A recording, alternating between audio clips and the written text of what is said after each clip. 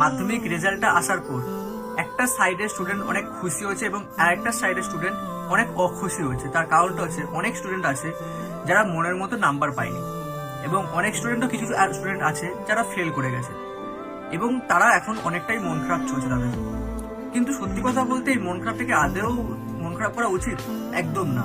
তোমার লাইফে তুমি কিরকম তোমার পাস ফেলে তোমাকে জাজ করে না। হ্যাঁ, কিছু কিছু লোক আছে তোমাকে কথা শোনাবে, এরকম করে কথা শোনাবে যে তুই সারা বছর কি করলি, পড়তে পারলি না, এই পারলি না, এই পারলি না, মানে অনেক লোকে অনেক কথা শোনাবে। মানে তোমার লাইফের থেকে বেশি তাদের টেনশন বেশি। মানে সত্যি মেন মোদ্দা কথা হচ্ছে তারা তোমাকে নিয়ে ট্রোল করতে চায়। তো দেখো একটা কথা বলি, লাইফে পাস ফেল লেগে থাকে বা কম নাম্বার বেশি নাম্বার পাওয়াও লেগে থাকে, কিন্তু এটা যদি তুমি ধরে বসে থাকো না, সেটা তোমার বোকামো। যা হয়ে গেছে হয়ে গেছে, তোমার নাম্বার তোমাকে জাজ করে না।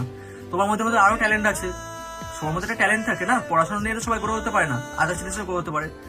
তো দুনিয়াকে ছাড়ো, দুনিয়া কি বলছে না বলছে, নিজেকে সান্ত্বনা দাও যে হ্যাঁ আমি তো চেষ্টা করেছি, এবার বাকিটা ভগবানের হাতে। আর সত্যি কথা বলতে তোমার যখন ভবিষ্যতে একটা ক্যারিয়ার হয়ে যাবে না, তখন কেউ দেখবে না তুমি এইচএসএ করতে পেরেছো বা মাধ্যমিক করতে পেরেছো, তখন দেখবে যে তুমি কি কাজ করছো।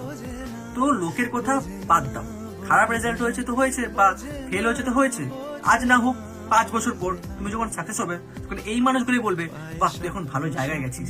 তাই নিজের মতো বাঁচো আর মন খারাপ থেকে বেরিয়ে আসো।